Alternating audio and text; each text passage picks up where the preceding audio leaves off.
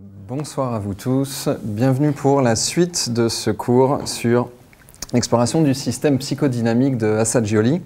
La semaine dernière, on a pris le temps de faire une présentation générale de ce qu'on allait voir pendant ces cours, de présenter la pensée, une synthèse de la pensée de Roberto Assagioli. On a pris le temps de regarder un peu en détail qu'est-ce qu'étaient pour lui les différentes instances de l'inconscient, les différents agents auxquels on s'identifie, la notion d'un moi, la notion de je, la notion d'un soi. Et aujourd'hui, on va rentrer un peu plus dans le détail pour aller regarder de quoi est fait l'inconscient inférieur dans la psychosynthèse de Assagioli. Et puis, puisque ce cours est une proposition de regarder du point de vue de Assagioli comment on peut éclairer les autres systèmes psychodynamiques, eh bien, on va rester dans cette idée de faire une comparaison des différents systèmes psychodynamiques. Le plan du cours, la semaine dernière, une introduction. Aujourd'hui, 1 heure sur l'inconscient inférieur. La semaine prochaine, 1 heure sur inconscient moyen et inconscient collectif. Les semaines suivantes, 2 cours de 1 heure sur l'inconscient supérieur ou supraconscient, qui est le point le plus important que Assagioli a voulu laisser à ses successeurs. La semaine suivante, on mettra tout ça ensemble pour voir des ensembles d'interactions de ces différentes instances. Et puis, la dernière semaine, on fera une synthèse, une conclusion de tout ce qu'on aura vu pendant toutes ces heures de cours. Pour rappel, Assagioli nous laisse un schéma, on a pris le temps de le décrypter la semaine dernière. Un schéma dans lequel il nous propose 3 zones, principalement 3 zones. En bas en rouge, inconscient inférieur, en jaune au milieu, l'inconscient moyen dans lequel il y a un champ de conscience, donc je fais expérience. Et puis au-dessus, un inconscient supérieur. À l'extérieur, eh bien, comme on en a discuté un petit peu la semaine dernière après le cours, l'inconscient collectif, est-ce qu'il a vraiment raison d'être à l'extérieur ou pas? C'est quelque chose dont on pourra continuer à débattre. Aujourd'hui donc, exploration de l'inconscient inférieur. Ça va jusque-là? Vous êtes prêts? Alors, qu'est-ce que l'inconscient inférieur chez Assagioli? Dans son texte Psychologie dynamique et psychosynthèse de 1931, Assagioli propose l'inconscient inférieur comme un ensemble d'éléments psychologiques dont nous pouvons donner une description. Des activités psychiques qui dirigent la vie organique. Une coordination intelligente des fonctions physiologiques. Ça, c'est un premier point. Deuxième point, un ensemble de tendances et de pulsions qu'Assagioli appelle en 1931 primitives. Troisième point, un ensemble de complexes psychiques qui ont une forte tonalité émotionnelle, et on va rentrer dans cette dimension tout à l'heure. On peut le voir d'un autre point de vue, un ensemble d'éléments psychologiques issus du passé proche ou du passé lointain. Et on verra même de passé parfois très lointain. Toujours dans cet inconscient inférieur, des rêves et des activités de l'imagination qu'il dit inférieurs. Ces rêves et activités de l'imagination. Pourquoi un point sur cette question? Parce que nous le verrons dans ce qu'il appelle inconscient supérieur ou supraconscient, il remet en question des rêves et activités de l'imagination, dit cette fois supérieur. Autre point dans l'inconscient inférieur, des différentes manifestations pathologiques et dernier point, des processus parapsychologiques incontrôlés. Alors, remettons ça dans le contexte de 1931. Où il n'y avait pas eu toutes les études dont nous bénéficions aujourd'hui sur les recherches en parapsychologie, dit phénomène psy, phénomène ESP, etc. Et la proposition aujourd'hui, c'est de regarder en détail les 3 premiers points. Comment l'inconscient inférieur est une forme d'intelligence du vivant qui coordonne nos fonctions physiologiques, nos fonctions organiques. Comment l'inconscient inférieur est un ensemble de tendances et de pulsions, primitives peut-être, on va voir. Et comment l'inconscient inférieur est un ensemble d'éléments psychologiques qui nous fait au présent vivre des éléments résidus ou issus du passé. Alors rêve et activité, je l'ai laissé un peu de côté parce qu'on pourra voir ça plus en détail quand on regardera l'inconscient supérieur. On pourra se redire à ce moment-là, il nous en avait parlé aussi dans l'inconscient inférieur, on avait laissé de côté, quelle différence il y a. Les différentes manifestations pathologiques, je pense que vous allez très vite faire le lien avec la psychologie freudienne dans le cours de ce soir, et ça ferait plutôt l'objet d'un cours de psychopathologie qui n'est pas vraiment mon sujet d'étude. Et des processus parapsychologiques incontrôlés. J'aurais beaucoup aimé creuser cette dimension, mais faute de temps, ça aurait vraiment demandé de faire une étude poussée pour ne pas raconter n'importe quoi, on va dire. Donc, devant tellement de données pour creuser cette question qui n'est qu'un sixième de l'inconscient inférieur dans un cours de 1 heure, je me suis dit là, on pourra remettre cette question au programme peut-être dans quelques années. Pour démarrer, l'inconscient inférieur comme ensemble d'éléments psychologiques qui sont en lien avec notre relation au corps. Toutes les phrases que je vous ai dites avant sont les phrases de Assagioli. Activité psychique qui dirige la vie organique, coordination intelligente des fonctions physiologiques. Et on peut regarder ces phrases un peu au détail.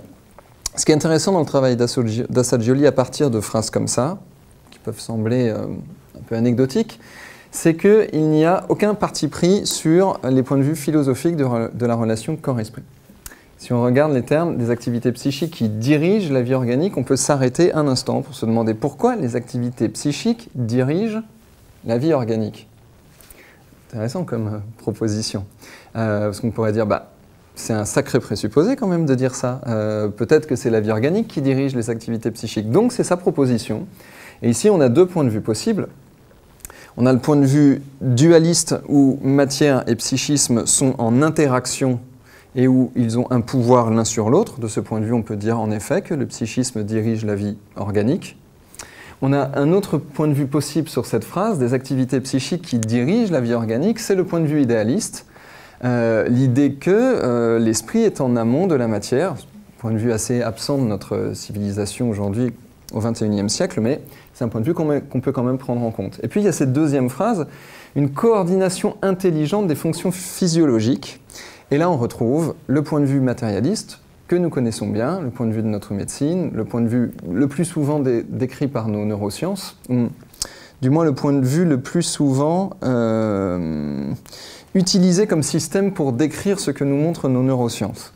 Ça me paraît plus juste comme ça. Point de vue matérialiste dans lequel les activités psychiques, l'intelligence, la notion d'un moi qui fait expérience de tout cela, n'est qu'un sous-produit d'une intelligence du vivant, d'une intelligence de la matière, intelligence qui coordonne les abeilles et les fleurs, intelligence qui coordonne les forêts et les écosystèmes. Alors on ne va pas partir dans des points de vue animistes ici, c'est le point de vue matérialiste qu'on peut retrouver dans cette phrase, une coordination intelligente des fonctions physiologiques. Et puis dans cette phrase, on peut aussi à nouveau retrouver le point de vue dualiste où eh bien, cette coordination peut être de nature d'esprit qui travaille avec la matière. L'intérêt particulier, l'intérêt premier à mon point de vue sur ce décryptage, c'est que de ce point de vue, Assagioli englobe les différentes philosophies de l'esprit. On ne va pas plus détailler ça parce qu'on a pris beaucoup de temps sur cette question l'année dernière, mais cela sous-entend que sa description de l'inconscient inférieur est valide pour les différentes philosophies de l'esprit. Et quand on va mettre ça en lien avec des techniques qui viennent de ces différentes philosophies, là, ça devient pertinent.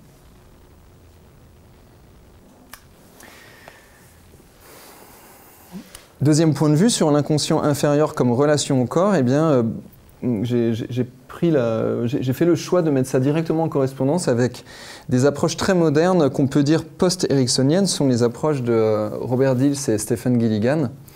Stephen Gilligan en premier, il me semble, et Robert Dills avec lui, décrivent l'esprit en 3 minds. Et on est bien embêté en français à l'heure de décrire minds. Parce qu'en anglais, on a soul, spirit, mind. Et quand on a spirit et mind, avec le français, on ne sait pas trop quoi faire avec le mot esprit. Donc, disons esprit avec ce petit avertissement sur le fait que ça vaut le coup quand même de regarder en anglais ce que ça décrit. Chez Stephen Gilligan, 3 intelligences, 3 types d'esprit Ça va peut-être être mieux si je dis intelligence. Ça vous va pour décrire ça, pour traduire mind? Ok. 3 types d'intelligence. Une intelligence cognitive qui localise plutôt du côté de la tête. Une intelligence du champ ou intelligence relationnelle qui localise plutôt du côté du cœur. Et une intelligence somatique, intelligence physiologique qu'il localise plutôt du côté du ventre. Certaines personnes font le lien avec des réseaux de neurones qu'on peut trouver dans le cerveau, on les connaît bien. Dans le ventre, on les connaît moins. Dans le cœur, je ne sais pas. Et l'inconscient inférieur correspond en tout point à cette intelligence somatique.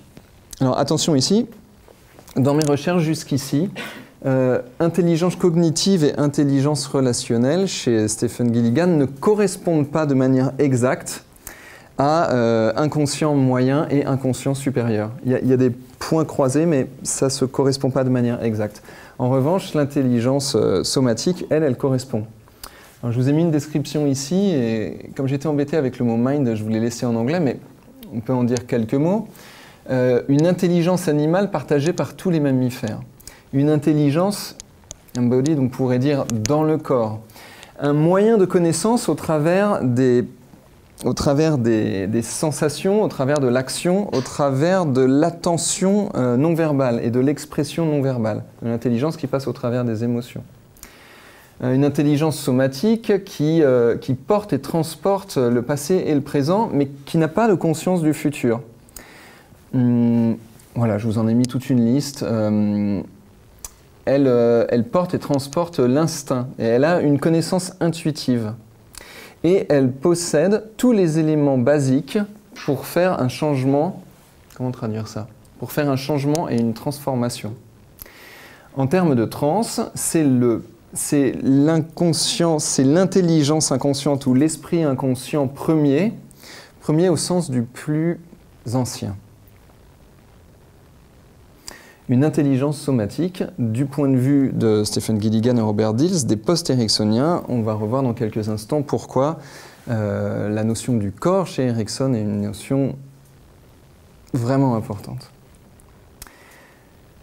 Voilà pour présenter de manière synthétique quelques indices du point de vue de la relation au corps. Je vous propose l'idée que ce soit quelques indices parce que, à l'heure de préparer ce cours, je me suis dit que c'était bien de prendre ces histoires de relation au corps, relation aux tendances pulsionnelles, relation au passé, pour qu'on essaye de comprendre petit à petit c'est quoi en fait inconscient inférieur chez Assagioli.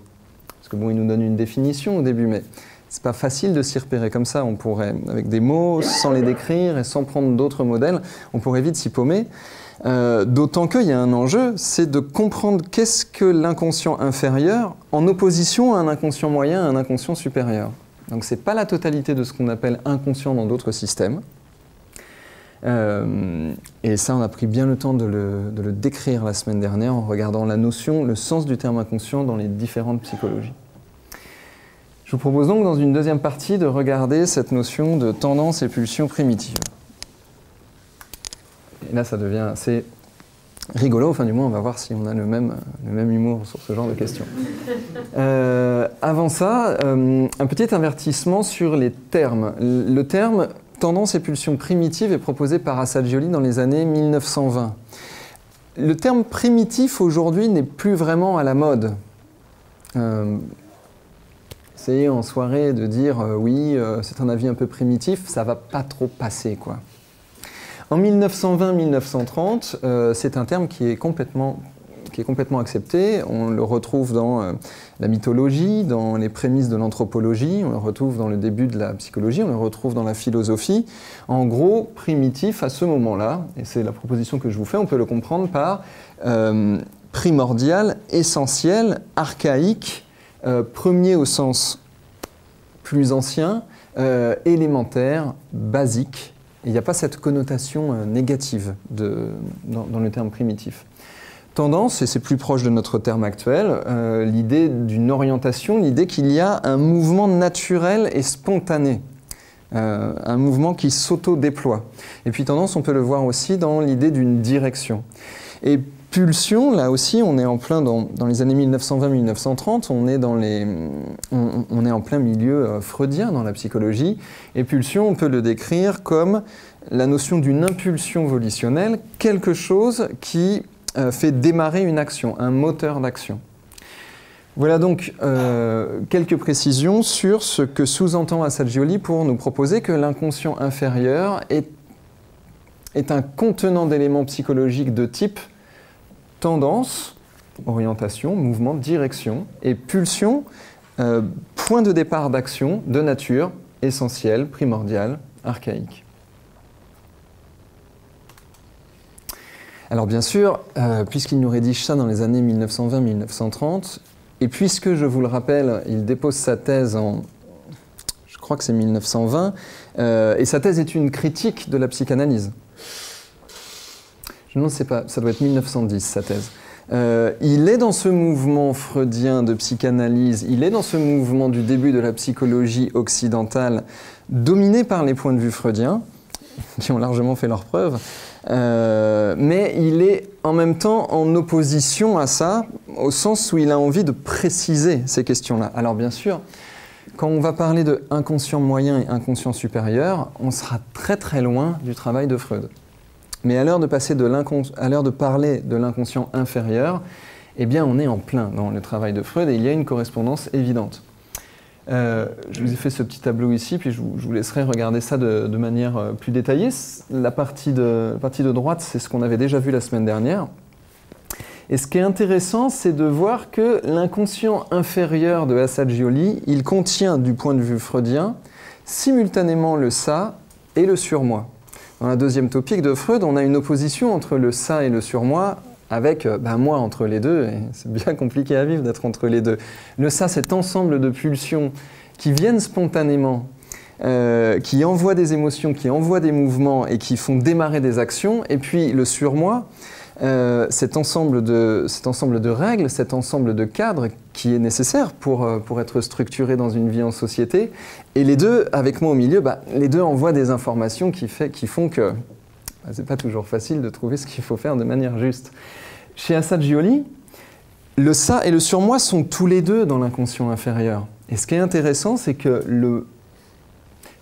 je, qui fait expérience du réel, du monde, de moi-même et de l'externe, il n'est pas au niveau de l'inconscient inférieur. De ce point de vue-là, on a dans l'inconscient inférieur ça et surmoi qui vont bouillonner, nous pourrions dire. Oui. Si Assagioli fait un mélange, on considère qu'il y a le ça et le surmoi dans l'inconscient inférieur. Le surmoi, moi, d'après mes connaissances de Freud, il est construit souvent avec l'interaction des premières personnes avec qui la personne rentre en interaction. Là, le surmoi, il viendrait de quoi? De règles de vie qui existent tout le temps, je ne sais pas. C'est-à-dire, quelle est l'origine? Et puis, il n'y a peut-être pas de réponse à ça. Qu'est-ce que le surmoi? C'est pas le surmoi. Qu'est-ce que les éléments qui sont dans le surmoi font dans l'inconscient inférieur? Ils ont été introjectés. Tu peux répéter ça? Oui. Dans le surmoi, il y a des éléments. Par exemple, des règles, des limitations apprises, des patterns comportementaux, des peurs, des cadres sociaux. Par exemple, peur de tuer quelqu'un ou de me faire retirer 6 points sur le permis si je grille ce feu rouge à 90. Basique, hein. Pas besoin de chercher très loin. Un truc qui fait que ça me cadre pas mal, tu vois, quand je conduis. Ça, c'est pas le surmoi, ce que je viens de dire là, c'est un élément psychologique. Un élément psychologique qui fait que quand je suis en train de conduire, ça me drive, c'est le cas de le dire. Merci Clément. Cet élément psychologique dans le surmoi, il est, du point de vue freudien, il est dans l'inconscient inférieur du point de vue de Assagioli. Mais ce n'est pas l'instance freudienne qui est dans l'inconscient inférieur, ce sont les éléments. Autrement dit, ces éléments, on peut les voir chez Freud dans le surmoi, chez Assagioli dans l'inconscient inférieur. Ce que je propose ici n'est qu'une comparaison. Oui, puis là on pose simplement une topique pour l'instant de position. Ok. Donc merci pour ta question. En effet, qu'est-ce que ces éléments font dans l'inconscient inférieur?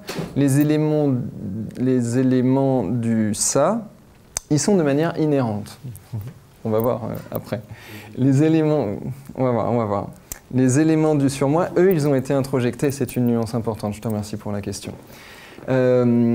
Et cela fait que depuis une perspective freudienne, dans l'inconscient inférieur, on se retrouve avec 3 types d'éléments et pas 2. Les éléments de type pulsion naturelle, les éléments décrits par Freud dans la deuxième topique, les éléments du ça, la libido, la sexualité, l'agressivité et tous les drivers émotionnels naturels. Les éléments introjectés, éléments qui viennent du surmoi, les comportements, les croyances, les valeurs, et ceux qui regardent du côté nivologique, on est un petit peu de ce côté-là, et qui vont plutôt orienter ce qu'on se raconte à propos de notre identité. Jusqu'ici, tout va bien. Les éléments du ça, les éléments du surmoi, et le fait qu'il y a des éléments qui sont bloqués dans l'inconscient inférieur par le jeu des deux ensemble. Du point de vue freudien, c'est moi qui fais expérience de moi-même, qui subis des pressions de mes pulsions et des cadres qu'on m'a donnés. Du point de vue de Assagioli, il n'y a pas besoin que j'en fasse expérience pour que ce soit présent, pour que les éléments soient bloqués. La nuance est OK pour vous? Super. Des pulsions et des tendances naturelles réprimées pendant l'éducation, pendant la construction de l'identité, principalement sexualité, agressivité, et de ce point de vue-là, la perspective freudienne est parfaitement valide, mais la perspective de Assagioli va nous faire un pont vers le travail de Erikson.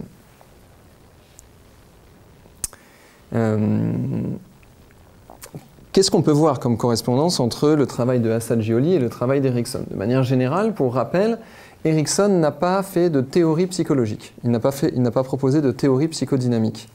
Il a proposé un The Inconscious Mind.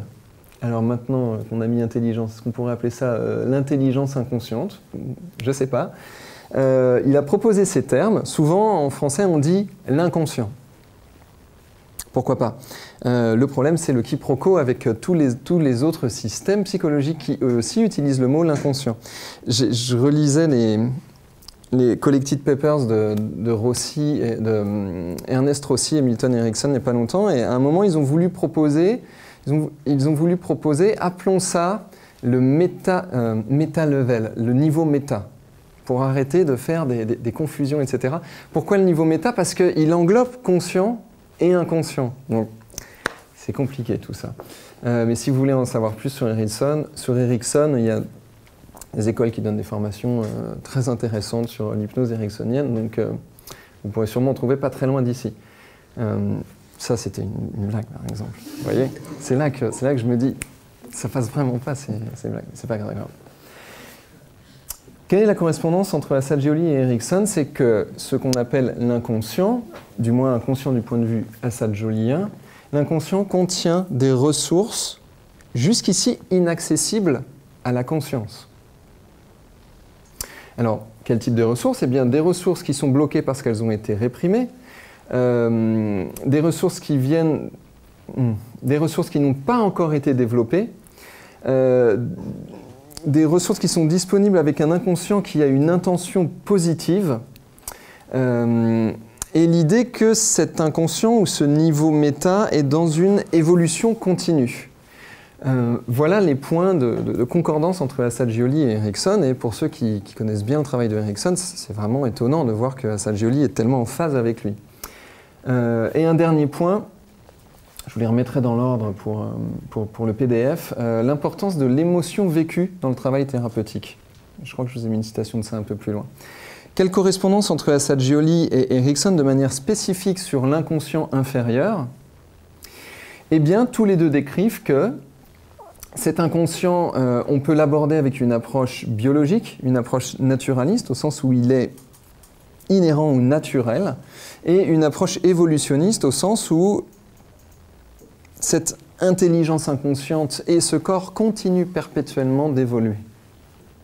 Notre intelligence inconsciente, je ne sais pas si on a vraiment conscience qu'elle continue d'évoluer, mais pour le corps, il suffit de regarder un petit peu de semaine en semaine la couleur de la peau, notre vitalité, nos émotions, etc. Et on voit bien que c'est dans une évolution continue, même à l'échelle d'une journée ou d'une heure.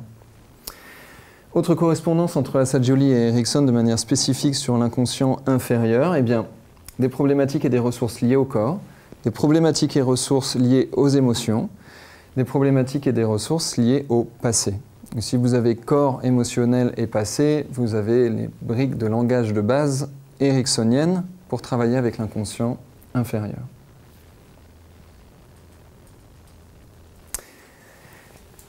Et puisqu'on peut faire le pont via l'inconscient inférieur entre Assagioli et Freud d'une part et Assagioli et Erikson d'autre part, tout cela nous amène à évidemment une correspondance, voire même une corrélation qui est manifeste entre le travail de Erikson et le travail de Freud. Alors là, je m'attire les foudres, parce que là on est en train de sortir du dogme ericksonien. Alors vous savez, quand je dis ericksonien, je ne parle pas de Milton Erickson, hein. C'est comme quand on dit cartésien. Descartes, le pauvre, il s'en arracherait les cheveux hein, si on voyait ce qu'on a fait de son nom comme adjectif. C'est assez incroyable. Quand je dis le dogme ericksonien, je parle plutôt de ce qui s'échange dans les milieux de l'hypnose, en France, en Europe, en Occident. En Asie, ils n'ont pas trop hypnose. Hein. C'est très vaporeux pour eux, cette idée-là.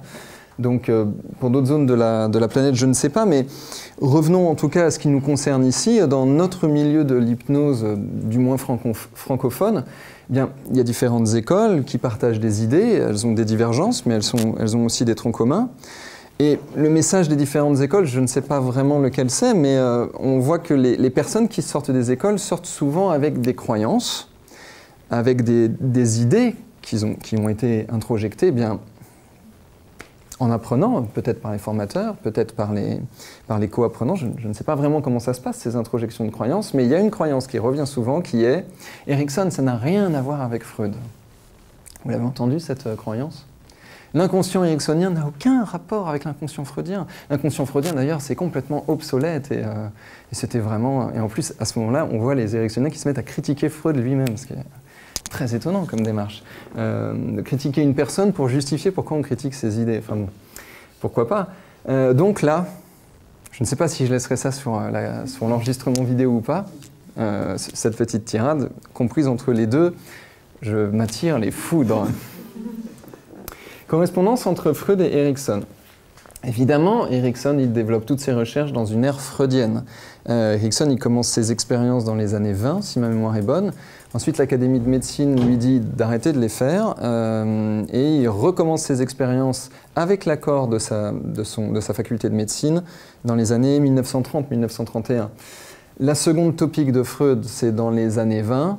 Et à ce moment-là, il n'y a pas d'autre système psychologique aussi carré et aussi impressionnant que celui de Freud. Depuis, peut-être. Mais à cette époque-là, il n'y en a pas. Et si on oublie ça, que Erikson, il a beau travailler dans un milieu extrêmement chrétien, il a beau travailler dans un milieu très scientifique, et il a beau être en plein milieu d'une terre profondément chamanique, il lit la psychologie occidentale européenne et il la maîtrise. Cela nous donne donc une correspondance qui est assez simple. Le point de jonction entre le travail de Freud et le travail de Erikson, on peut le faire via l'inconscient inférieur de Assagioli. La correspondance, c'est donc qu'il existe un ensemble de réserves de ressources, un ensemble de capacités qui sont naturelles, qui ont été bloquées pendant la construction de l'identité. Et dans ces ressources, dans l'inconscient inférieur, il y a principalement, comme l'a décrit Freud, la sexualité et l'agressivité, qu'on peut nommer d'une autre façon, on peut dire la vitalité et la combativité. La divergence entre Freud et Erikson, elle demande quand même du respect, sinon ça ferait un discours très partisan. Erikson connaît, du point de vue de Assagioli, il reconnaît aussi des ressources qui ne sont pas décrites par Freud et qui ne seront pas dans l'inconscient inférieur. Par exemple, la créativité, l'altruisme, la contemplation, le sentiment d'esthétique. Toutes ces choses-là, on ne les retrouve pas dans le travail de Freud. Assagioli, lui, les décrit en dehors de l'inconscient inférieur, il les décrit dans l'inconscient moyen et dans l'inconscient supérieur. Ce qui fait que dans les prochains cours, on continuera à voir des correspondances entre Assagioli et Erikson, et pour Freud, on le laissera un peu de côté. Ce qui clôt le petit chapitre tendance et pulsion primitive dans l'inconscient inférieur.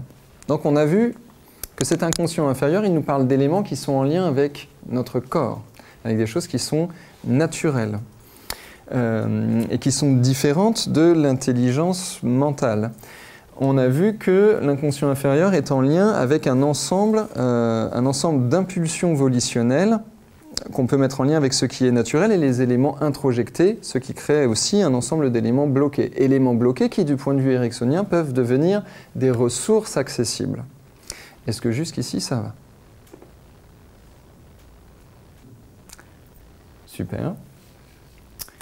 Troisième catégorisation des éléments de l'inconscient inférieur proposée par Assagioli, des éléments qui sont issus du passé. Et Assagioli nous propose 3 types d'éléments psychologiques ou 3 familles d'éléments résidus du passé proche ou lointain. Des éléments qui sont notre passé personnel, des éléments qui sont notre passé dit héréditaire et des éléments qui sont notre passé atavique. Alors notre passé personnel, jusqu'ici tout va bien. Les éléments liés à notre passé personnel dans l'inconscient inférieur, ce sont les épisodes de notre passé biographique, les compétences que nous avons acquises, les compétences que nous avons apprises, et puis les patterns comportementaux contextuels automatisés. C'est quand même une phrase. Des patterns comportementaux, des comportements sous forme de séquence, sous forme de figure ou sous forme de schéma. Patterns comportementaux contextuels parce qu'elles sont dépendantes de contexte. Les contextes ont tendance à les déclencher. Et automatisés parce que ce déclenchement se fait de lui-même. Par exemple, là, si on met une énorme alarme incendie, vous allez vite comprendre ce qu'est une pattern comportementale contextuelle automatisée. Et vous n'aurez bien sûr pas la même. Bon. Passé personnel, jusqu'ici, ça va. Du moins pour notre culture, c'est à peu près OK. Passé héréditaire, eh bien, ce sont les éléments qui viennent des transmissions culturelles et familiales sur tous nos niveaux logiques. Dans le passé héréditaire, on va trouver des notions de mémoire, d'évolution et de transmission. Et on va décrire ça un peu plus dans quelques instants. Dans le passé héréditaire, des éléments qui sont structurés par l'inconscient collectif. Par exemple, des motifs culturels, eh bien, ils sont structurés par l'inconscient collectif. Par exemple, en France, les idées de liberté, égalité et fraternité vont devenir des éléments qui me semblent personnels, mais ce sont des éléments hérités. Parce que, est-ce que j'ai vraiment pris le temps, moi, de me demander ce que j'en pense de cette histoire d'égalité? Est-ce que vraiment, plus que quelques minutes ou pendant un cours de philo en terminale, je me suis posé pour me demander ce que j'en pense vraiment, à l'intérieur de moi, dans mon rapport à l'autre, même dans mon rapport avec moi-même, de ce que j'en pense de l'égalité? Eh bien, je ne sais pas. Pour ma part, pas tant que ça. Pour vous, faut voir.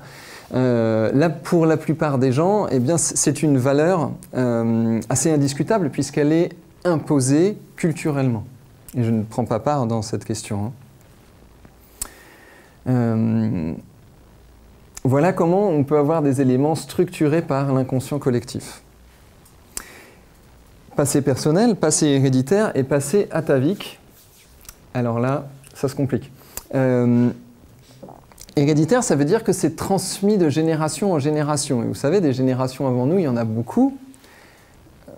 Mes parents, mes grands-parents, leurs propres parents. Et puis, si on remonte des dizaines ou des centaines de générations avant, des gens au Moyen-Âge, dans l'Antiquité. Et puis, si on remonte vraiment des milliers, des dizaines de milliers, des centaines de milliers de générations avant, on commence à trouver des choses intéressantes qui sont de moins en moins humaines.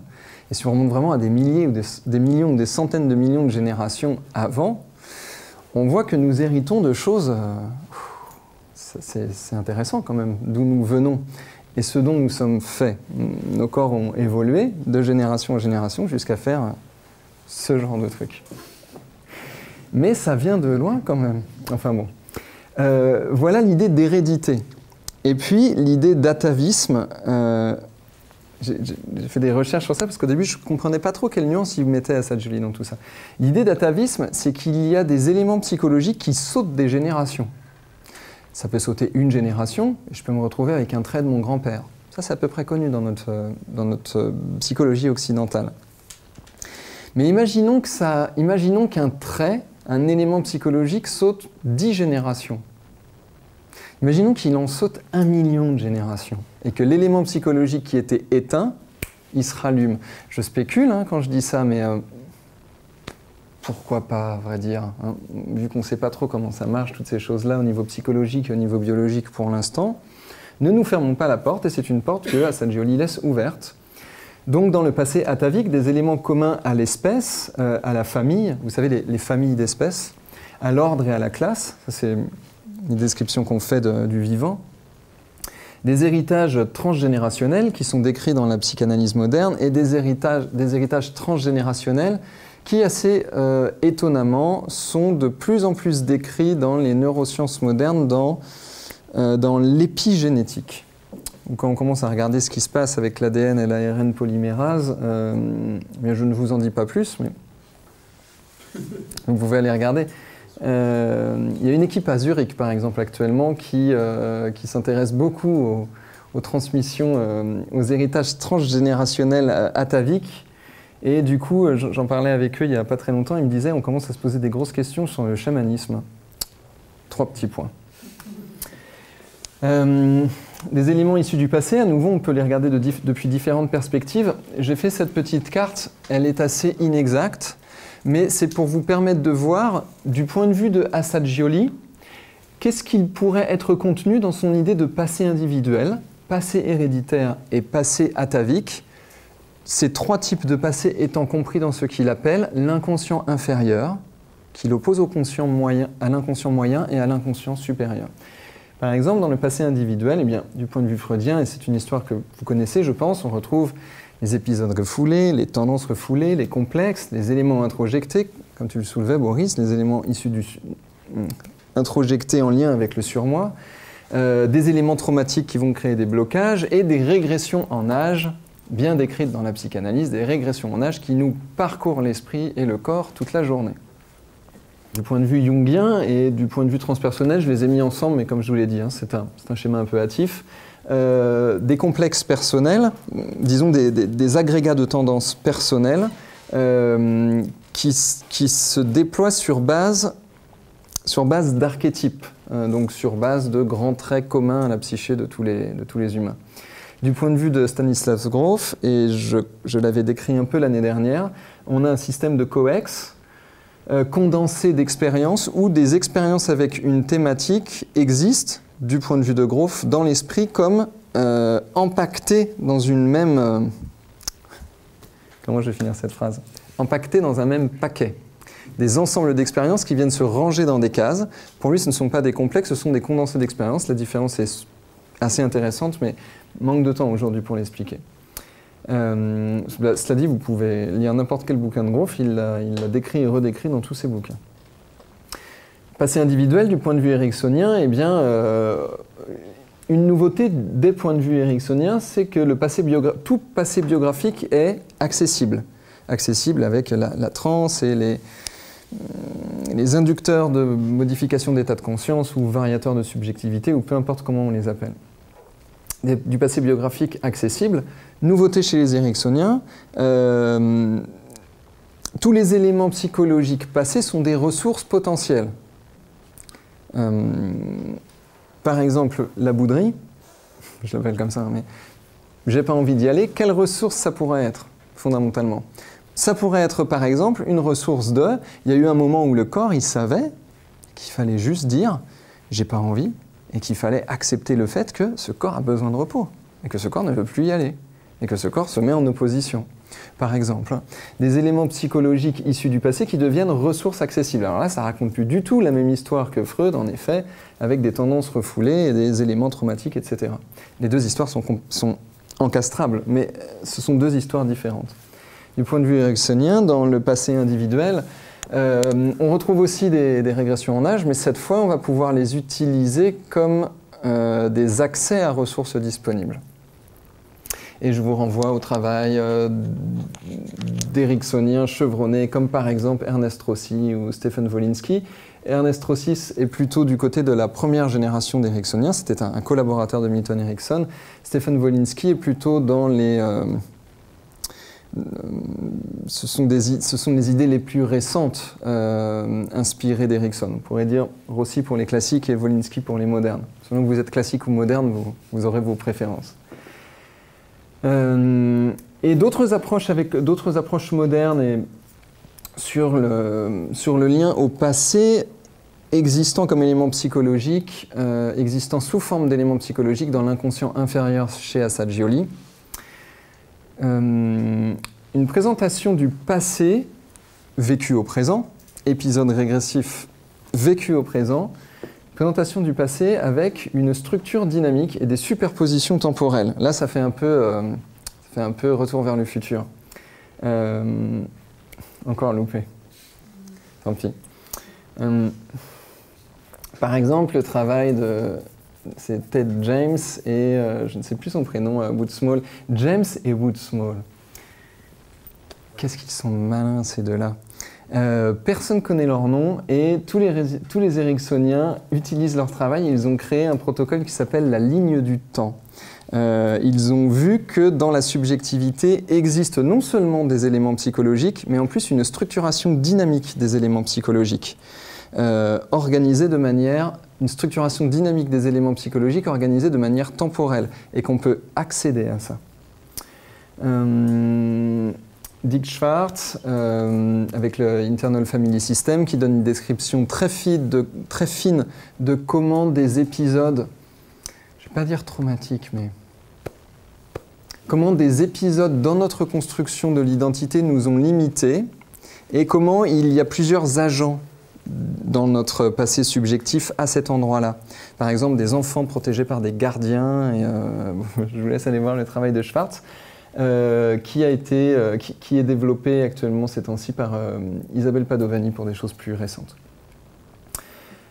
Voilà un ensemble d'éléments sur le passé individuel. Tous ces éléments sont présents dans le travail d'Assagioli. Ça fait beaucoup, non? C'est quand même un gros paquet de données. Difficile d'imaginer qu'on porte tout ça à l'intérieur de nous d'instant en instant et que tout ça s'auto-organise à notre insu puisque c'est inconscient et que ça bouge nos décisions, notre attention, la sensation du moi. Voilà, on a fait le tour.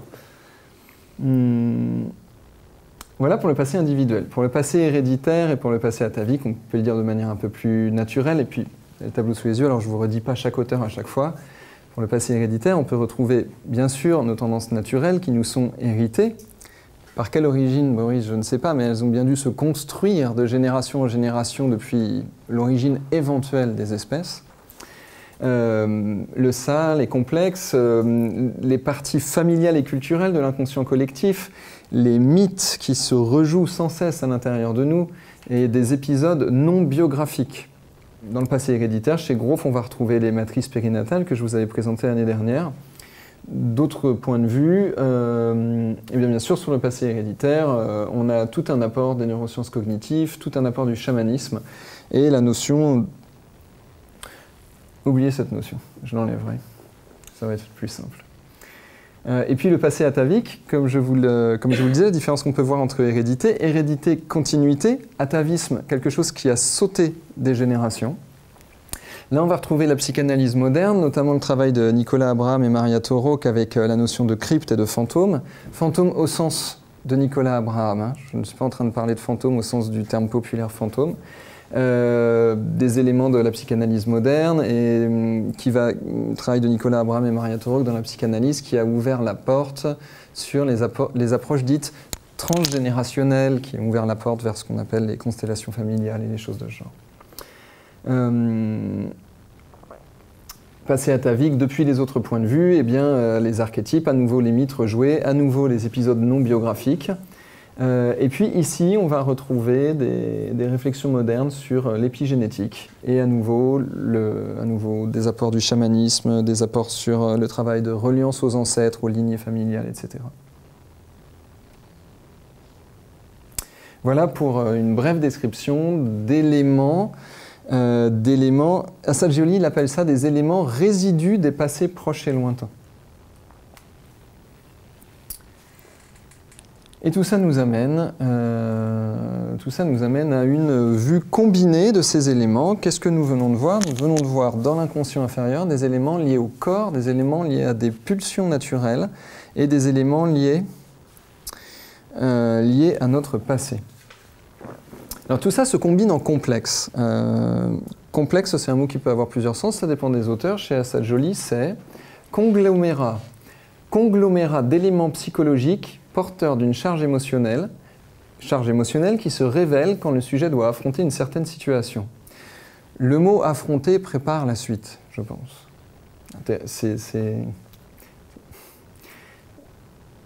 C'est intriguant d'utiliser le terme « le sujet doit affronter une certaine situation ». Corps, tendance, pulsion et passé forment un tout qui sont les éléments de l'inconscient inférieur. Et l'inconscient inférieur, il comporte pour Assad Joly des complexes particuliers, parce qu'on verra qu'il y a d'autres complexes, d'autres conglomérats d'éléments psychologiques dans l'inconscient moyen, dans l'inconscient supérieur. Chez Assad Joly, l'inconscient inférieur comporte en particulier des complexes à forte charge émotionnelle de type vitalité, force, combativité, énergie sexuelle, sécurisation, stabilisation, etc. Et on aurait pu arrêter le cours ici, en faisant une conclusion, en disant donc fondamentalement, Assad Joly nous permet de faire un pont entre Freud et Erikson pour voir que, eh bien, il y a des éléments qui ont été bloqués pendant la construction de l'identité et qu'avec des processus hypnotiques, eh bien, on peut retourner chercher ces ressources, dépasser les blocages s'ils sont dépassables et si cela ne nuit pas à l'écosystème psychique de notre personnalité. Donc Assad Joly, Freud et Erikson, même combat du point de vue de l'inconscient inférieur. Réhabilitons un petit peu la psychanalyse pour s'en nourrir dans nos écoles. Regardons un peu ce qu'ils ont à nous apprendre, laissons de côté ce qu'il y a à laisser de côté. Voyons des concordances et surtout regardons par quel protocole en hypnose on peut aller chercher ces fameuses ressources pour se libérer de blocages et de problématiques au présent. Et ça aurait pu être une conclusion sympa. Mais il y avait plus intéressant à regarder. Parce que cette histoire de le corps avec ses tendances pulsionnelles et son passé hérité, vous voyez que ça peut venir de plus loin que du passé qui commence au moment de ma conception et la division cellulaire du fœtus que j'ai été avant de devenir ce corps d'enfant, d'adolescent et d'adulte actuellement. Corps, tendances et pulsions et passé contiennent, du point de vue de l'inconscient inférieur, vitalité, force, combativité, énergie sexuelle, sécurisation, stabilisation. Et ça nous ramène quelques centaines d'années en arrière. À l'époque de la sorcellerie européenne. Alors on n'a pas beaucoup d'infos sur la sorcellerie européenne parce qu'il y a des gens à qui ça n'a pas trop plu, ils ont un peu cramé les personnes et les bouquins. Donc on n'a pas beaucoup d'éléments, mais on en a. Et il y a des auteurs, vous pouvez les regarder du côté de Michael Harner et Margaret Murray, etc. Il y a Mircea Eliade, il y a beaucoup de gens qui sont allés chercher dans les racines de ce qui se passait à cette époque-là en Europe pour se dire « mais qu'est-ce qui se passait en fait ? Qu'est-ce que c'est que ces histoires et ces légendes dont on a hérité ? Qu'est-ce que c'est que ces histoires de sorcières, de magiciens, de lutins, de loups-garous, etc. Ça vient d'où ce truc ? Est-ce que ce sont des mythes ou est-ce qu'il y avait quelque chose et qu'on a perdu le savoir ? Ma proposition, c'est qu'il y avait quelque chose et qu'on a perdu le savoir. Ce n'est pas une proposition que je fais en me basant sur rien et vous aurez ma bibliographie à la fin de ce cours. La sorcellerie européenne nous montre une phénoménologie qui inclut exactement les mêmes éléments que ceux que nous venons de décrire. Sexualité, agressivité, vitalité et combativité, des énergies, des tendances ou des capacités sous forme animale, de la zoanthropie, c'est quand on se transforme en animal. La lycanthropie, par exemple, le mythe du loup-garou nous vient de ces questions-là. Des expériences subjectives dans lesquelles on a la sensation de se transformer en animal ou d'être, c'est quoi ce mot, ou d'être investi d'une énergie animale. Des régressions spontanées dans des épisodes mythologiques, là on a tout le travail de Stan Grof, et on peut se dire que sans psychologie, ces personnes-là, à cette époque-là, ils ont dû bien se demander de quoi il s'agissait. Mais comme on en parlait il n'y a pas longtemps, toi et moi, Yann, je crois, c'est très difficile de se projeter, disons par exemple, au XIVe siècle, et de se dire, avec ma psyché d'occidental du XXIe siècle, je peux essayer d'imaginer ce qu'ils vivaient. notre échange, et merci pour cette influence, nous amenait à l'idée qu'on n'a pas la moindre idée de ce qu'ils vivaient en fait. On n'a pas la moindre idée de quelles expériences ils faisaient du réel externe, de leur réel interne, la notion d'un autre, la notion d'un moi, la notion d'une perception. Pour l'instant, on en est plutôt dans cette idée-là que on ne sait pas en fait ce qu'ils pensaient, mais par contre, on a accès à leur technique. Alors les inducteurs de trans dans la sorcellerie ne sont pas très compliqués, hein. C'est des inducteurs de trans corporels, des inducteurs de trans psychologiques, des inducteurs de trans psychotropes, sorcellerie européenne. En Europe de l'Ouest, les magiciens, guérisseurs et sorciers travaillaient avec la Jusquiame, la belladone, la mandragore, la datura, de puissants inducteurs de trans, des poisons mortels et dangereux, donc qui demandent une sacrée science pour savoir les utiliser. Et avec ces inducteurs de trans, ils arrivaient dans des expériences corporelles non habituelles, dans des expériences visuelles imaginales, dans des prises de conscience, des compréhensions et des connaissances de nature non habituelle. Alors de non habituel à surnaturel, il n'y a qu'un pas quand on fait expérience de quelque chose qui ne nous est pas familier et qui ne nous semble pas naturel.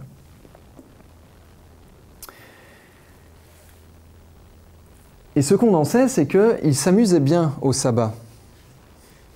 Et qu'eux, ils avaient trouvé l'accès pour libérer les énergies sexuelles. Je vous rappelle, Europe, 12e, 13e, 14e siècle, les énergies sexuelles, dans ce contexte social et dans ce contexte philosophique, et ça n'a rien à voir avec la religion, là, dans ce contexte philosophique, ce n'étaient pas vraiment les énergies les plus accueillies et les plus libérées. Mais avec ces inducteurs de trans, ils arrivaient dans ça, dans de puissantes libérations de quelque chose à l'intérieur qui veut se libérer. Et là, on peut faire une correspondance évidente avec le travail de Freud. Une décharge subite d'énergie sexuelle qui n'amène pas nécessairement au désir sexuel et au besoin de satisfaire le désir sexuel, mais de la vitalité, le fait de se sentir profondément vivant, quoi. Ça, c'est le premier aspect. Et de l'autre côté, agressivité, ce qui, de la même façon, ne donne pas spécialement envie d'aller frapper quelqu'un, tuer quelqu'un. Ce n'est pas de la violence ou de la malveillance, c'est de la combativité. Le fait à un moment de se dire, là, on y va. Et il n'y a pas besoin d'être agressif pour ça. Mais sans l'énergie qu'on appelle agressivité, cet élan que je viens de vous mimer, ça va être très compliqué de le faire surgir. Ce qui peut nous donner, sans qu'on aille dans le pathologique, je vous rappelle que Assad Joly s'intéresse à une psyché non pathologique, ce qui peut nous donner nos excès d'humilité, nos timidités, nos manques de confiance en nous, nos incapacités à prendre le risque nos incapacités à essayer à se dire qu'au pire, c'est pas grave, etc., etc. Des traits psychologiques non pathologiques dont les cabinets d'hypnose sont remplis de nos jours. Des techniques dans l'Europe médiévale, et vous pouvez y mettre les mots sorcellerie, guérisseur, sabbat, psychonaute, vous y mettez bien les mots que vous voulez, mais des techniques qui permettaient de réacquérir ces énergies bloquées dans la construction de l'identité, énergies dont ma proposition est de les nommer vitalité et combativité. Le mot vitalité, d'après les historiens, est un marqueur justement de cette recherche d'un inconscient de nos ancêtres à émerger. Vitalité, ça vient de vivéité, c'est le sexe masculin. Tout simplement. Et les deux sont liés comme Freud a lié Eros, Thanatos, comme Arès et l'époux d'Aphrodite dans la mythologie. Il y a toujours, aussi loin qu'on remonte en Occident, cette ambivalence. Et même chez les hindous, on retrouve ça. C'est une structure que Georges Dumézil, c'est un ethnologue, un historien qui a cherché les structures psychologiques de l'Occident. Pourquoi est-ce qu'il y avait les prêtres, les guerriers et ceux qui travaillent, on trouve ça partout de l'Inde à l'Europe. Et il montre que dans la langue, on a ces structures profondes qu'on retrouve dans le sabbat, dans le mardi gras et dans les cabinets des psychologues. Ouais. Merci pour le partage. Alors évidemment, vous parlez de ça, ça ne peut être qu'un teaser de parler de ça. Parce que nous, gens dans le milieu de l'hypnose ou qui s'intéressent à l'hypnose, pour ceux parmi vous qui ne sont pas vraiment dans ça, au moins ceux qui s'intéressent à la structure de l'esprit, on pressent bien là qu'il y a une piste par là entre mythologie, imaginale, psychologie, transformation de la subjectivité, modification de l'état de conscience, expérience physiologique, expérience de compréhension, donc plutôt auditive, hein, expérience visuelle. On voit bien qu'il y a un lien. Alors, moi en disant ça, j'invente pas l'eau chaude. Il y a des dizaines et des centaines de personnes qui étudient ça depuis au moins une centaine d'années. Ultérieurement, je l'espère, dans d'autres cours, on prendra le temps de vraiment rentrer dans ces dimensions-là. Voilà, je laisse de côté nos racines européennes, nos racines, on pourrait dire, psychologiques européennes ou psychonautiques ou chamaniques européennes, pour aller regarder ce qui se passe dans le reste du chamanisme.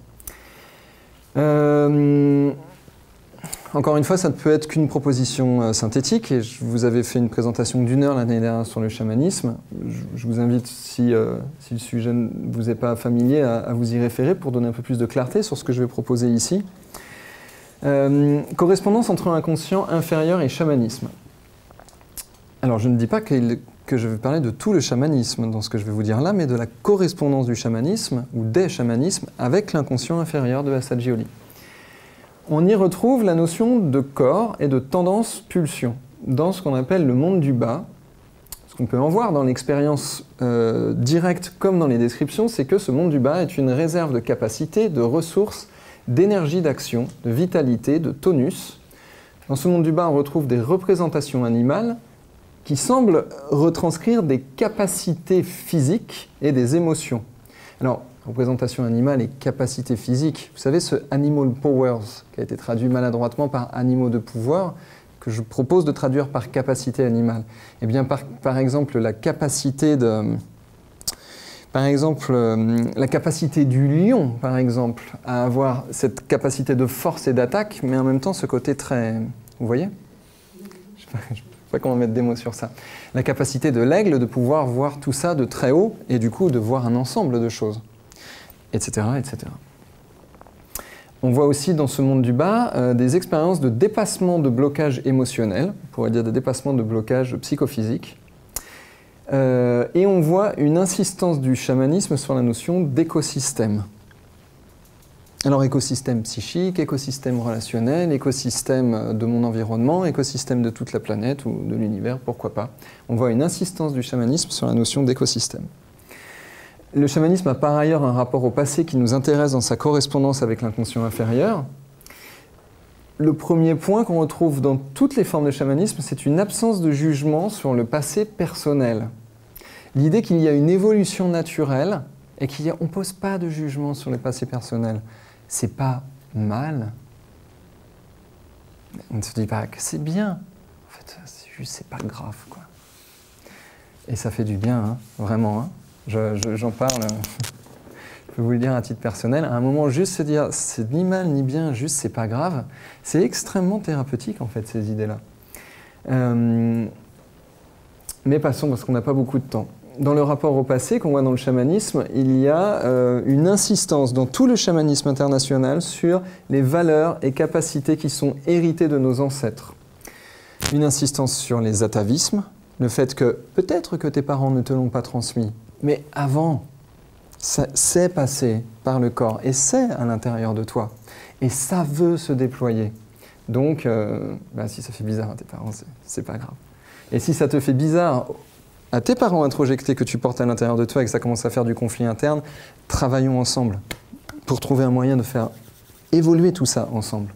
Pas quelque chose qui gagne et quelque chose qui perd. Voilà un peu des notions qu'on retrouve dans le chamanisme, des valeurs et capacités héritées des ancêtres, avec des formes d'atavisme, et c'est pour ça qu'on retrouve souvent ces histoires de racines. Des racines cachées, on pourrait dire. Une insistance du chamanisme sur la notion de transmission familiale. Alors, on ne sait jamais trop dans le chamanisme si c'est au premier degré ou si c'est métaphorique ce qui est proposé. Et on peut récupérer du chamanisme tout un ensemble de métaphores hypnotiques, par exemple le chant du végétal, de l'écosystème, l'image de l'arbre, l'image de la forêt, qui peuvent à la fois retranscrire l'ensemble de ce que je suis, l'ensemble de ce que nous sommes, l'ensemble de ce qui se déploie à travers moi, de ce qui se déploie à travers nous.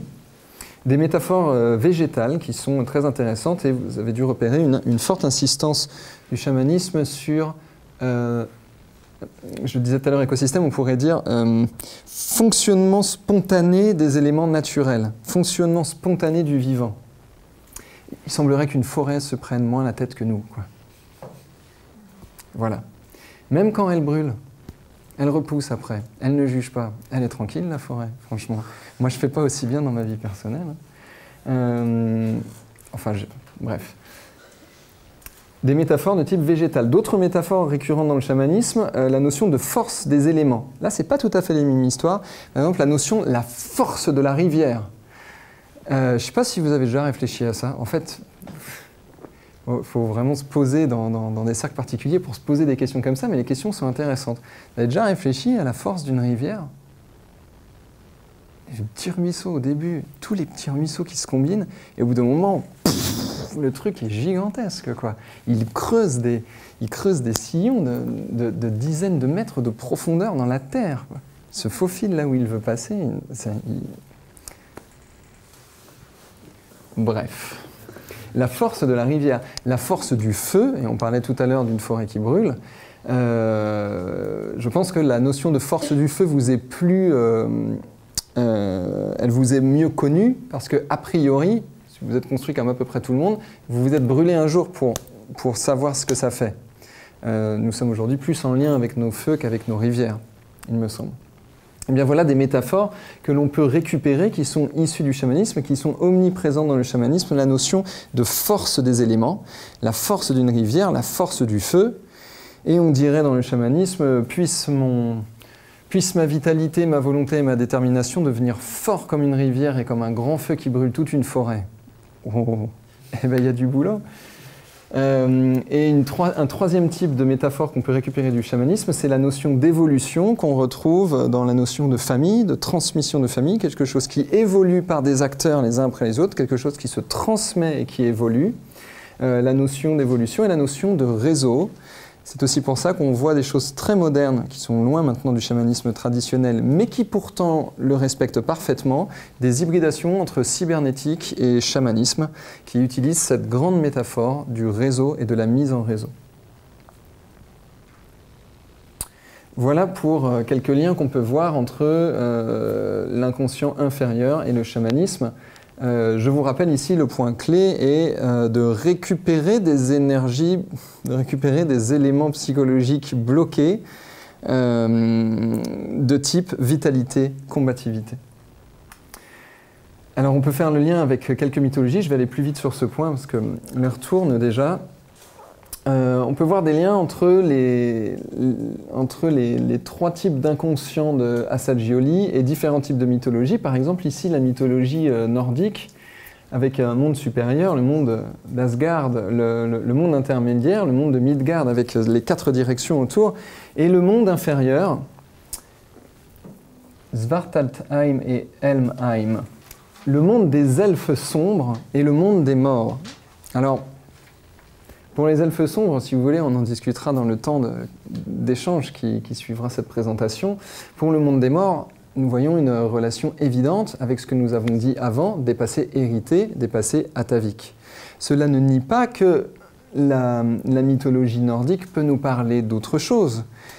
Et cela n'invalide pas que s'ils ont des croyances sur la présence de quelque chose de leurs ancêtres décédés, etc., ça n'invalide pas leurs croyances. On peut simplement voir une correspondance entre ce système et le système de Assagioli.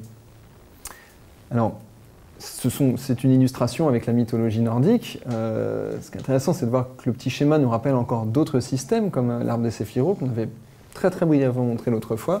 À nouveau, je n'ai pas le temps aujourd'hui pour toutes ces correspondances, et j'espère que dans le futur, dans les années qui viennent en hypnologie, moi ou d'autres personnes qui connaissent mieux ces sujets que moi pourront venir présenter tous ces sujets pour montrer l'ensemble des correspondances que nous pouvons faire pour agrandir notre vision de l'accompagnement avec des techniques de modification des états de conscience. Exemple d'autres mythologies, la cosmologie maya qui nous est plus connue puisque les Mayas ont eu un grand coup de pub il y a quelques années avec une prophétie qui a eu lieu d'un point de vue ou n'a pas eu lieu d'un autre, mais quoi qu'il en soit, les Mayas nous proposent une cosmologie de même nature, avec un monde supérieur en 13 niveaux, un monde central qui est celui que nous connaissons, un monde inférieur en 9 niveaux. Mais qui, en fait, dans le milieu de l'hypnose, prend le temps d'aller explorer ces connaissances-là et de se dire, et si j'allais regarder par moi-même dans mon expérience subjective, accompagné par un hypnopraticien, si j'allais regarder moi-même si je les retrouve, ces 13 niveaux ou pas. La question, c'est pas de valider ou d'invalider leur cosmologie, c'est leur cosmologie. Mais plutôt que de s'arrêter à l'idée que c'est une représentation du monde externe, et alors qu'on a bien compris que ce sont des représentations du monde interne et que les deux sont en miroir, eh bien, ça pourrait peut-être valoir le coup d'aller explorer ces choses-là pour voir s'il n'y a pas des niveaux de ressources où on trouve des matériaux plutôt que d'autres. Et si c'est le cas, eh bien, on pourrait faire une cartographie imaginale de nos éléments inconscients, de notre niveau méta, pour se dire, bon, bah, c'est pas très compliqué, hein, la problématique est ici, les ressources, elles sont là. Est-ce que la personne veut ces ressources-là? Est-ce qu'elle veut bien changer? Dans ce cas-là, on peut utiliser tout ce langage-là avec des leviers de changement, avec des leviers inductifs faits pour mesure, pour un ensemble de problématiques ou de thématiques abordées. Je ne fais que spéculer en disant ça, hein, mais j'imagine une hypnologie du futur qui ait cartographié tout ça, disons en 2300 par exemple. Correspondance entre l'inconscient inférieur et le yoga. On voit une correspondance avec le système dit des chakras dans le yoga qu'on avait pris le temps de décrire l'année dernière. À nouveau, ici, il n'est pas spécialement question de prendre part, de dire on y croit, on n'y croit pas, c'est vrai ou c'est faux. La question n'est pas là, mais plutôt de se dire qu'il existe un système décrit. L'année dernière, j'en avais montré les liens avec des thématiques cognitives, émotionnelles, physiologiques et psychiatriques. Ici, on peut voir quelques correspondances de bas en haut.